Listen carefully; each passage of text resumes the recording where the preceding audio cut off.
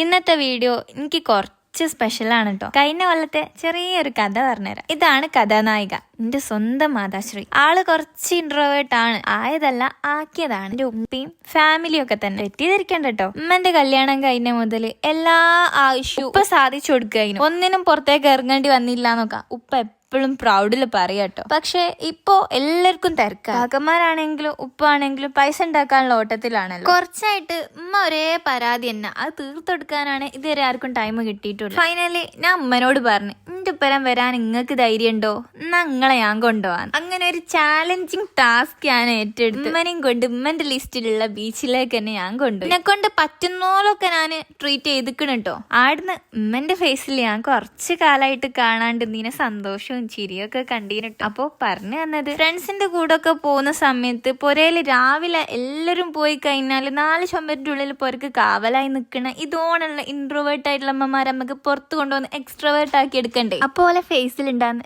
ചെറിയ ചെറിയ സന്തോഷമൊക്കെ അല്ലേ കാണാൻ രസം ഉണ്ടാവുക. ഇതൊക്കെ അല്ലേ ഹാപ്പിനെസ് എന്ന് പറയുന്നത്. അപ്പോക്ക് ബൈ.